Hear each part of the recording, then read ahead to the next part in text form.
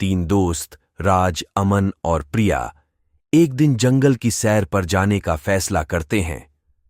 राज और अमन वन्य जीवन देखने के लिए उत्सुक थे, जबकि प्रिया जंगल की सुंदरता को अपने कैमरे में कैद करने के लिए उत्साहित थी।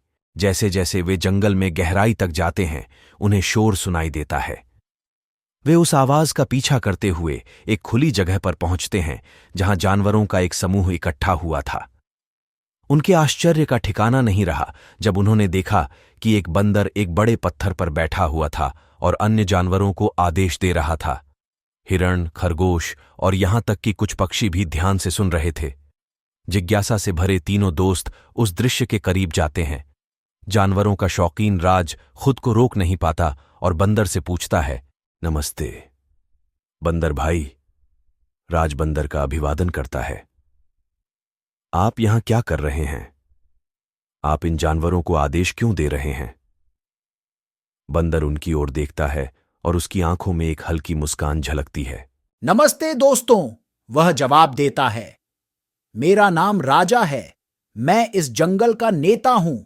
हम एक विशेष सभा कर रहे हैं।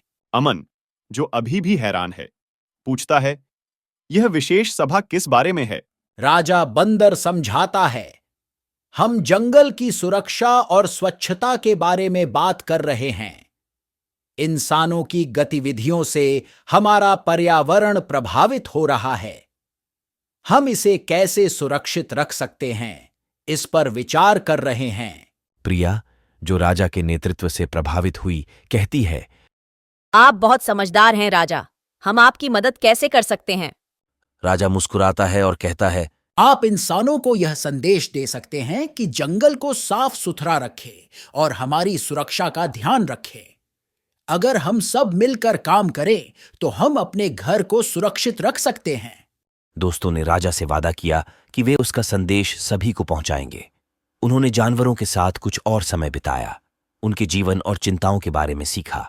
जाने से पहले उन्होंने राजा का धन्यवाद किया और उसे आश्वासन दिया कि वे जंगल की सुरक्षा के लिए अपनी ओर से पूरी कोशिश करेंगे।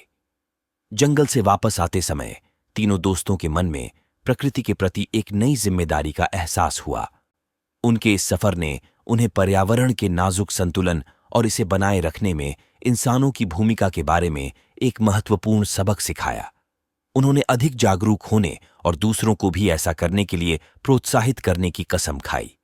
इस प्रकार राज, अमन और प्रिया की जंगल की यात्रा ने न केवल उन्हें प्रकृति के करीब लाया, बल्कि उन्हें पर्यावरण संरक्षण के लिए प्रेरित भी किया।